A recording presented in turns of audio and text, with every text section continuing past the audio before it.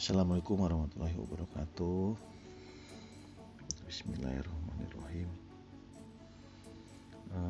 Saya akan mencoba menjawab ada beberapa pertanyaan. Yang pertama mungkin dari awal adalah mengenai makna ibadah. Makna ibadah, kalau ibadah sendiri adalah secara bahasa artinya adalah tunduk atau merendahkan diri. Tapi dalam agama Islam, ibadah merupakan ketaatan yang dilakukan dan dilaksanakan sesuai perintah dari Allah Subhanahu wa taala. Merendahkan diri kepada Allah Subhanahu wa taala dengan kecintaan yang ikhlas, yang maha kecintaan yang ikhlas dengan mencakup segala apa yang Allah ridhoi, baik berupa ucapan atau perkataan maupun perbuatan lahir maupun batin. Ibadah sendiri mungkin ada ibadah yang bentuknya fisik ya seperti sholat, zakat, haji.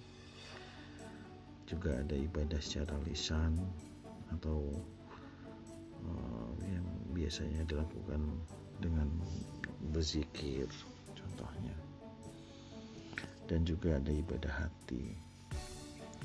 Makna yang lain mungkin yang pernah kita sering dengar adalah yaitu terkait menyangkut hablum minallah, jadi ibadah yang tadi disampaikan di awal yang langsung pada Allah Subhanahu wa taala, dan juga hablum minannas, jadi ibadah yang bagaimana cara kita bersilaturahim, bagaimana cara kita berkomunikasi dengan sesama manusia dengan cara-cara yang baik. Itu mungkin pengertian atau makna dari ibadah. Terima kasih. Baik, selanjutnya untuk pertanyaan kedua, pertanyaannya adalah mengenai langkah-langkah untuk mencapai keluarga sakinah mawaddah warahmah ya. Sakinah mawaddah warahmah atau kalau sering disingkat adalah samawa. Biasanya orang mengucapkan untuk sebagai ucapan selamat ketika ada rekan, ada taulan, saudara yang menikah. Kata-kata yang sebenarnya gampang diucapkan tapi ternyata makna atau berat sekali apabila dijalankan. Tapi juga tidak menutup kemungkinan hal itu bisa dilakukan, karena memang semuanya perlu kita pelajari agar kita sebagai pasangan bisa sama-sama mengerti. Ada beberapa tahapan yang biasanya dilalui langkah-langkah untuk mencapai sakinah mawaddah warahmah, yaitu yang mungkin tahapan awal, kita mulai dari awal ketika baru menikah. Kita mulai dari tahapan bulan madu, jadi semuanya manis-manis, penuh cinta, romantis. Terus masuk ke tahapan selanjutnya, yang itu mungkin 5 tahun pernikahan awal sampai 10 tahun adalah tahapan gejolak. Di sini mulai ada tuh sifat-sifat asli dari pasangan masing-masing yang mungkin tidak pernah keluar atau tidak pernah dilihatkan pada waktu setahun-tahun sebelum, pada waktu awal-awal pernikahan. Dari tahap gejolak langsung masuk ke negosiasi atau perundingan. Dari sini adalah mungkin setahun-tahun sudah masuk 10 tahun, kita sudah bisa menerima kekurangan masing-masing, kelebihan dan kekurangan. Dari situ baru masuk ke terakhir bahwa tahap penyesuaian. Ya, dari tahapan ini adalah yang terakhir adalah tahap peningkatan dari sesuai tadi. Tahap peningkatan kita sudah ditingkatkan dan kualitasnya ke kasih sayang.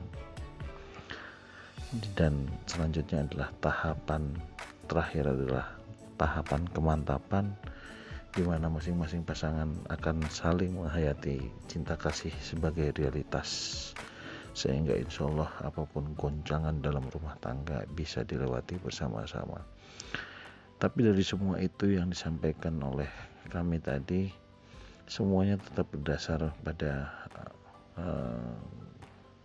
ajaran atau Al-Quran, berpegang pada Al-Quran hadis, tetap menjalankan sunnah-sunnah, bagaimana cara berkomunikasi dengan pasangan, dengan bagaimana tercipta kata-kata tolong, saling maafkan apabila terjadi kesalahan, dan ucapan terima kasih di dalam suatu hubungan rumah tangga. Ya, mungkin itu aja untuk menjawab pertanyaan nomor 2. Terima kasih. Baik, untuk pertanyaan ketiga, bagaimana perspektif mendidik anak? Mungkin perspektif atau cara pandang mendidik anak dalam Islam, ya, kita tahu bahwa anak kita adalah titipan Allah Subhanahu wa taala yang kelak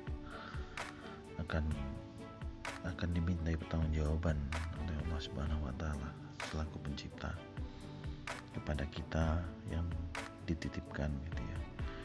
Ini memang tugas yang berat, bahwa selaku orang yang dititipkan, kita benar-benar harus bisa menjaga titipan tadi sesuai dengan Al-Quran hadis. Walaupun pada kenyataannya semua terpengaruh lagi kembali kepada lingkungan, baik lingkungan keluarga, dari lingkungan yang kecil itu keluarga, maupun lingkungan sekitar atau lingkungan pergaulan sosial, ya. Tapi paling tidak kita sebagai orang tua harus punya pondasi yang kuat di rumah, agar anak-anak kita ketika keluar, ketika mereka berinteraksi atau bersosialisasi dengan lingkungannya, baik di sekolah maupun di tempat belajarnya di luar rumah, mereka punya pegangan atau punya prinsip yang bisa menjadi dasar atau menjadi pondasi yang kuat, gitu. Apa itu prinsip atau dasar? Itu adalah mungkin yang pertama, ya, kita sebagai orang tua harus memberikan contoh bukan hanya menyuruh atau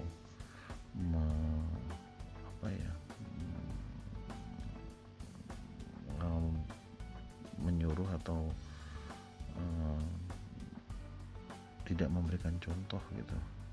Contoh yang baik, contohnya adalah sholat, gitu. Kita tidak perlu repot-repot